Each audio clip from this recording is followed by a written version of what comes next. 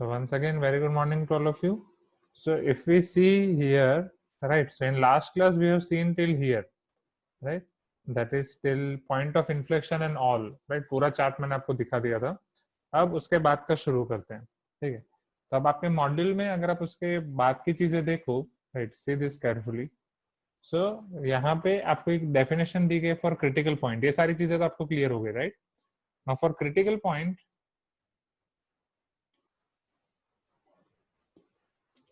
points where a function is not differentiable and points where its derivative is zero is called the critical point of function. कि जहां पे आपका function differentiable नहीं है but its derivative is zero, okay, then it is called critical point of the function. और अगर मैं इसको मैक्सिमाइज कर सकूं, वेट,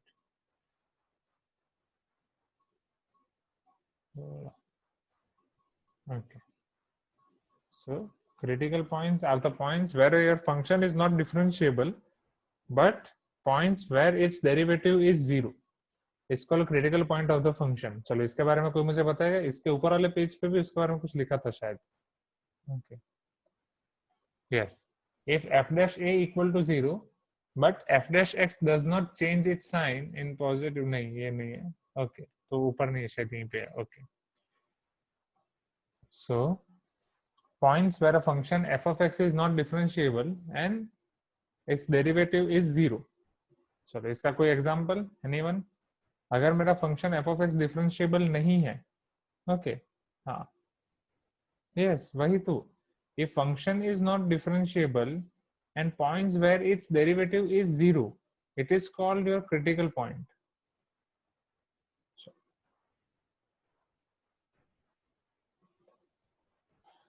अगर फंक्शन आपका डिफरेंशिएबल नहीं है, ठीक है, तो वो पॉइंट पे आप उसका डेरिवेटिव कैसे फाइंड कर सकते हैं? Tell me. मतलब पर्टिकुलरली वो पॉइंट पे तो आपका फंक्शन, उसका डेरिवेटिव होना चाहिए, राइट. फंक्शन डिफरेंशिएबल नहीं है, that means is left hand derivative is not equal to right hand derivative at all the points, right. हाँ, बट कोई एक ऐसा पॉइंट आपको मिल सकता है जहां पे पर्टिकुलर एक, बाकी सारे पॉइंट पे, राइट, आपका left hand derivative right hand derivative same नहीं है, बट एक पॉइंट आपको ऐसा मिल सकता है. हाँ, there are two sentences, points where a function f of x is not differentiable and points where its derivative is 0 are called the critical points of the function. Wait,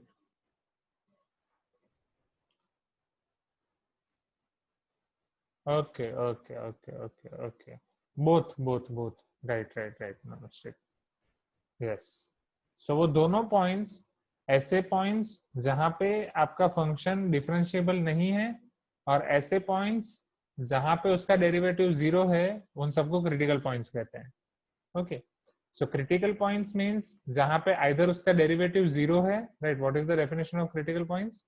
जहां पे उसका derivative 0 है और वो फंक्शन आपका differentiable नहीं है. मतलब कुछ पॉइंट्स आपको ऐसे मिलेंगे इंटरवल में जहां पे वो डिफरेंशिएबल नहीं होगा और कुछ पॉइंट्स ऐसे मिलेंगे जहां पे उसका डेरिवेटिव 0 है. तो then it is called critical points.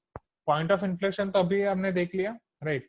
That for point of inflection it is not necessary that first derivative is 0, but second derivative must be 0 और second derivative changes its sign in neighbourhood of point of inflection, जो हमने already last time देख लिया था पूरा chart. Okay, पूरा chart आपने अच्छे से देख लिया ना? मैंने पूरे चार्ट का फोटो भेजा था ग्रुप में वापस, ठीक है. सो तो क्रिटिकल पॉइंट्स के लिए आप आपके चार्ट वाइज जाएं तो एफ डैश एक्स 0 था, f double dash x not equal to 0, right, sorry, point of inflection. So at that time it was your point of inflection, right. In the same way if f triple dash x equal to 0 और F fourth x, मतलब उसका fourth order 0 आया फिर fifth order 0 नहीं आया, so it is not equal to 0. मतलब f double dash x आपका 0 आया, f triple dash x not equal to 0. Okay, but यहाँ पे आपको बोल रहे हैं अगर फर्स्ट डेरिवेटिव जरूर 0 ना हो तो भी हो सकता है, बट आपकी कंडीशन में ये होनी चाहिए कि सेकंड डेरिवेटिव 0 होना चाहिए और थर्ड डेरिवेटिव 0 नहीं होना चाहिए. ओके, हाँ,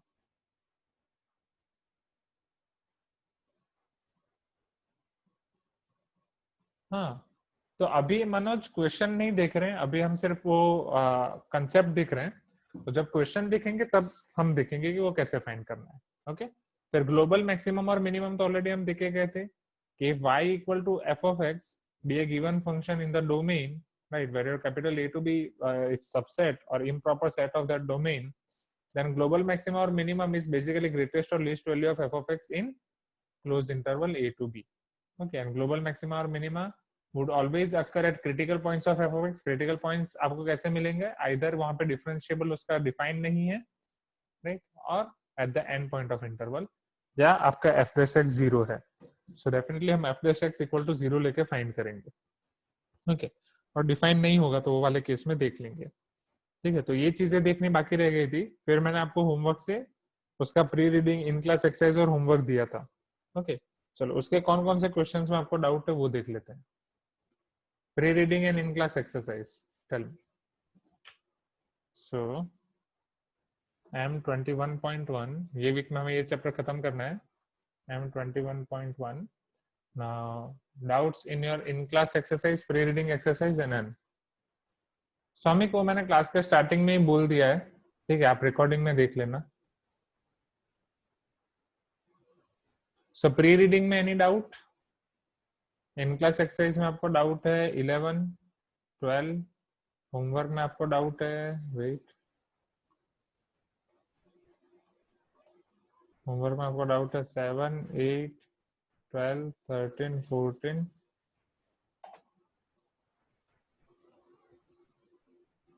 इन class exercise 11, 12, homework 7, 8, 12, 13, 14, homework 13.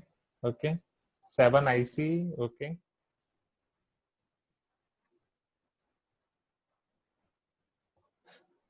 No doubts in pre reading, right?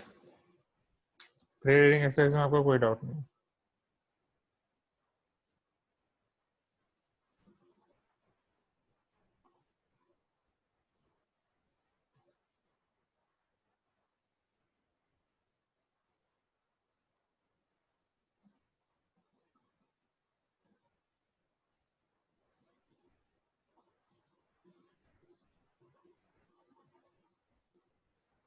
Okay, चलो. So IC 7, 11, 12, homework 7, 8, 12, 13, 14. तो शुरू करते हैं. ओके, फिर आपको जो उसमें डाउट्स होंगे वो देख लेंगे.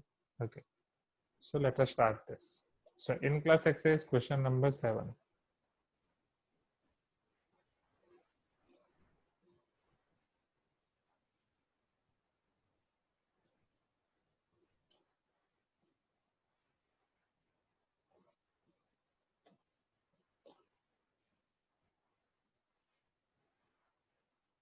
Find the local maxima of the function f of x is equal to 6 divided by x square plus 2. Okay, तो अब हमें इसका लोकल मैक्सिमा निकालना है. They are specifying that local maxima, minima भी नहीं. Okay, f of x is 6 divided by x square plus 2. तो चलो शुरू करते हैं.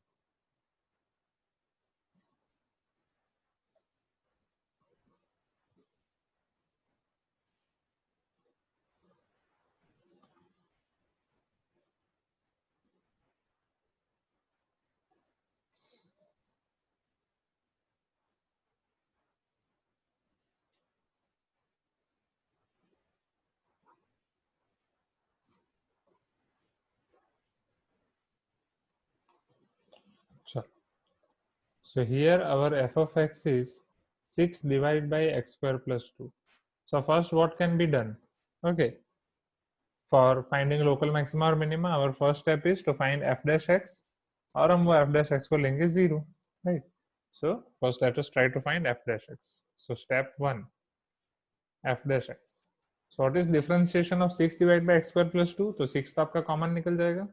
1 upon x square plus 2, 1 upon x square plus 2 का differentiation minus 1 upon x square plus 2 whole square into x square plus 2 का वापस करेंगे. एक्स स्क्वायर का डिफरेंशिएशन 2x और 2 का 0. Isn't it? Is this clear? Chain rule. Okay, so ये minus 6 into 2 minus 12x divided by x square plus 2 whole square. So this is our f dash x. Now first we will check f dash x equal to 0 and we will try to find critical points. Okay, so let f dash x equal to 0. तो आप इसे 0 लोगे, minus 12x divided by x square plus 2 whole square equal to 0. तो denominator तो यार can not be equal to 0. Numerator is minus 12x equal to 0 implies x equal to 0. So you are getting only one critical point, x equal to 0. आपको check करना है कि वहां पे उसकी वैल्यू मैक्सिमम होगी या मिनिमम. तो उसके लिए हम क्या फाइंड करेंगे, f double dash x. So now f double dash x में कैसे फाइंड करूंगा. सो it is differentiation of f dash x. It is d by dx of minus 12x divided by x square plus 2 whole square. तो minus 12 यहाँ पे common निकल जाएगा. चलो u by v rule, x square plus 2 whole square constant, x का differentiation 1 plus x constant x square plus 2 whole square का differentiation 2 into x square plus 2, फिर x square का वापस differentiation 2x, and in its denominator we will get x square plus 2 whole to the power 4, isn't it? If I simplify this further, so this will be f double dash x is equal to, in denominator I'll be having x square plus 2 whole to the power 4. In numerator I'll be having minus 12. Manoj rule ना, हम कल ही तो पूरी theory देखी. Maxima के लिए rule क्या है, f dash x should be 0 and f double dash x should be less than 0. Maxima minima class 11th में भी तो पढ़ के गए हैं ना. चलो here x square plus 2 whole square and here x square plus 2. तो एक्स स्क्वायर प्लस 2 हाँ वो रखना ही है, बट एक स्टेप कर लेते हैं. सो एक्स स्क्वायर प्लस 2 ज्यादा सिंप्लीफाई नहीं करेंगे, but only one step. X square plus 2 common, यहाँ पे आपका बचेगा एक्स स्क्वायर प्लस 2 ओनली, और यहाँ एक्स स्क्वायर प्लस 2 हमने कॉमन ले लिया, तो यहाँ पे 2x and 2x, so 2 2 4x square. Okay, so अब हमें जीरो के लिए चेक करना है. So now f double dash 0 is equal to, but Manoj zero कैसे डायरेक्टली सब्स्टिट्यूट करोगे, पहले f double dash x find करोगे फिर ही उसमें जीरो सब्स्टिट्यूट करोगे ना. जीरो आपको एफ डबल डैश के अंदर रखना है ना. So this is your minus 12 into 0 plus 2, that is 2. 0 plus 2 plus 0, it is also 2. Divide by 0 plus 2, that is 2 to the power 4. अब इसको भी आपको सिंप्लीफाई करने की जरूरत नहीं है. Here you can directly see it is negative. It is less than 0. It is less than 0. That means at x equal to 0, function f is having local maxima.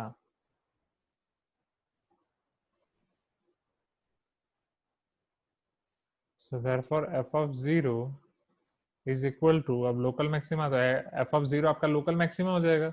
It will be 6 divided by 0 plus 2. So it is 6 by 2 equal to 3, isn't it? Please give me some response. क्या ये चीज clear हुई? This is your local maxima of this function. Okay, Manoj clear हुआ doubt, क्यों f double dash find कर रहे हैं, क्यों डायरेक्टली जीरो नहीं रख रहे हैं?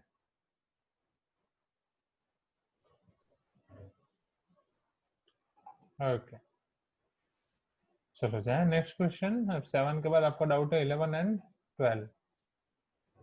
हाँ करो, ग्राफ ड्रॉ करो. ओके, बट यहाँ पे हम डायरेक्टली कर सकते हैं.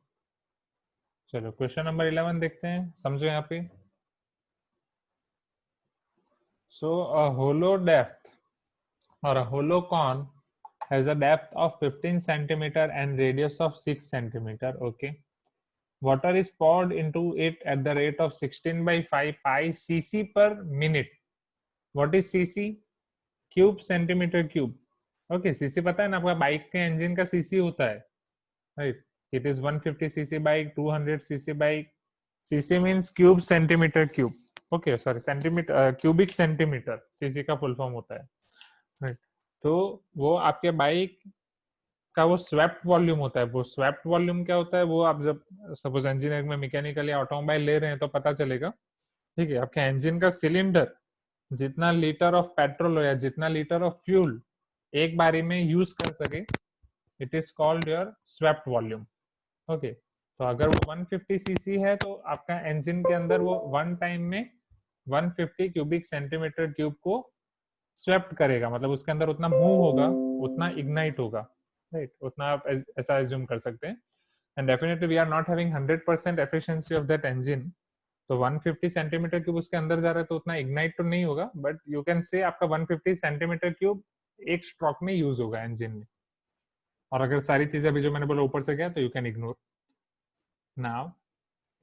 And the rate at which the level of water in the con is rising when the depth is 4 centimeter. तो पहले हमें जो दिया गया है वो सारी चीजें हम पहले लिखते हैं, ठीक है। लेट मी चेक, अगर मैं इसको यहाँ पे कर सकूं।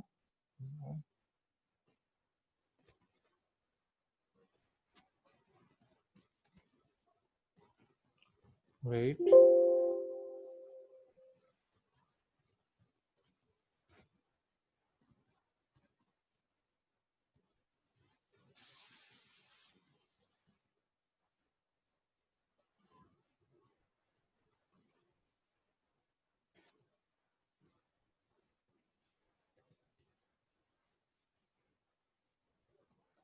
सो this is your question number 11, okay, ताकि बार बार हमें उसे देखने की जरूरत नहीं पड़ेगी। यहाँ से हम पूरी फिगर और सब प्लॉट कर सकते हैं। सो सी, a hollow cone has a depth of 15 centimeter and radius of 6 centimeter. तो पहले हम एक होलो कॉन ड्रॉ करते हैं, okay. Let us try to find its solution. So hollow cone, let me see how I can draw this over here.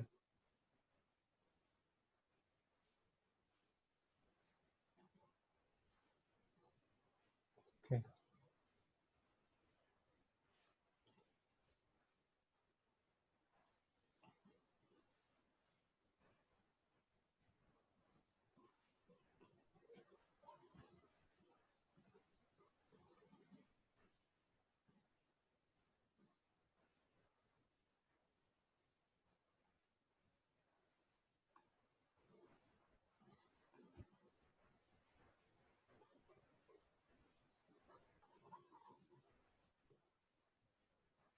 so this is your hollow cone, isn't it?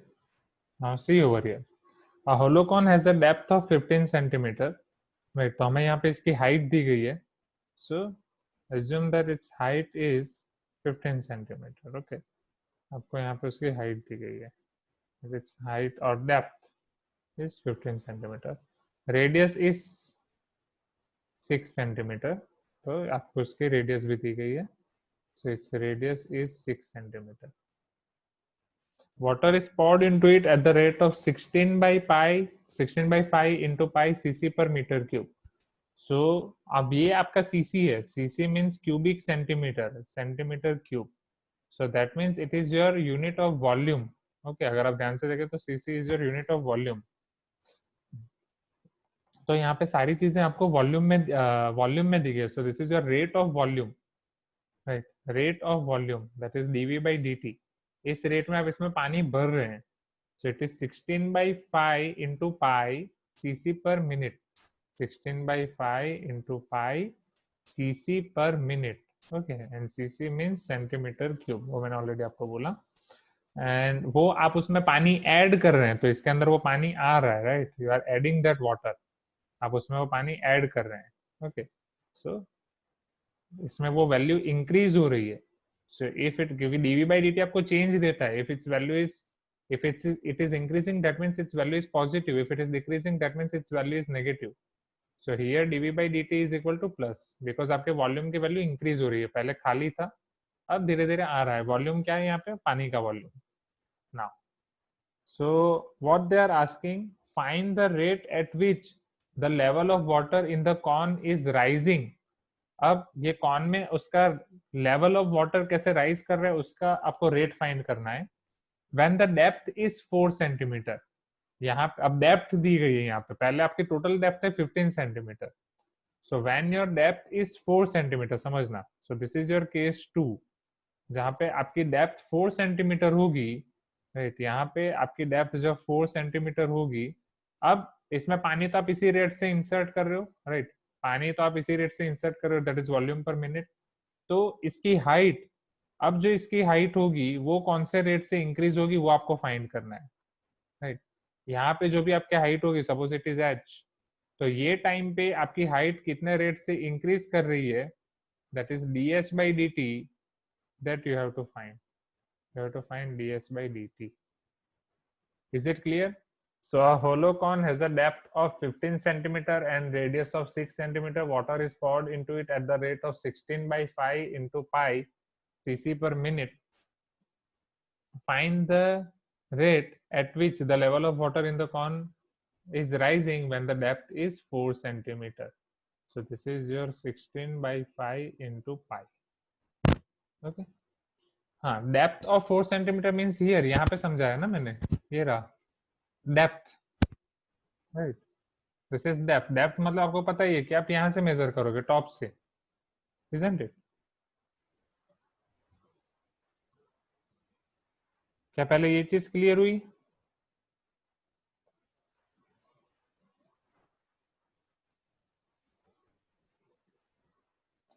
कि depth means यहाँ पे नीचे का होगा, this is one question mark, कि depth का यहाँ पे मीनिंग क्या होगा? वेट, टॉप से मेजर करना है कि बॉटम से मेजर करना है? Wait,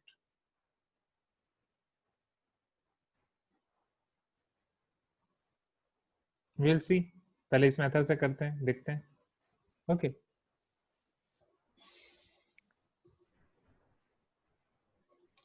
so see over here, आपको पता ही है ये वाले क्वेश्चन, मतलब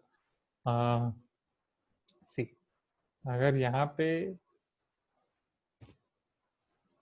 if I plot this diagram, this is your radius,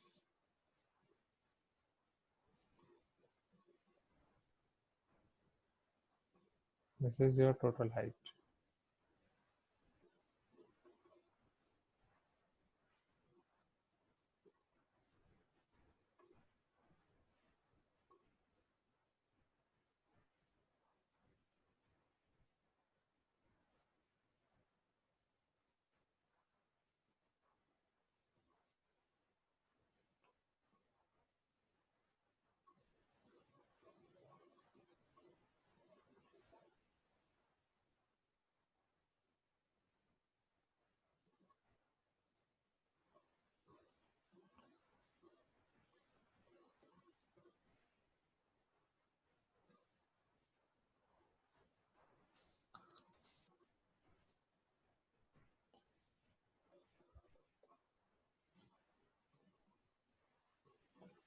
wait, नहीं समझो, दोनों केसेस का रेट तो सेम होगा ना, टॉप या बॉटम। अब यहाँ पे यही चीज समझनी है, आपका वॉल्यूम का रेट सेम है, ओके, राइट, बट टॉप या बॉटम देखते हैं। चलो पहले ये क्वेश्चन हम खत्म करते हैं, तब वो धीरे धीरे सारी चीजें क्लियर होंगी। ओके, सो यहाँ पे क्वेश्चन में हमें कुछ दिया नहीं है, तो जब, और ऐसे क्वेश्चन आप बोर्ड्स में बहुत सारे एक्सपेक्ट कर सकते हैं। ओके, हाँ एबिन, I got your question, but let us finish this question first. तो समझ रहे हैं यहाँ पे, जब भी आप ऐसे क्वेश्चन शुरू करें तो पहले आपको सारी चीजें आपको डिनोट करनी पड़ेगी कि what is v over here, what is r, what is h, क्योंकि क्वेश्चन में सारी चीजें वर्ड्स में दी गई हैं। Okay, so we will write over here that let r is radius of cone, h is height of water in the cone,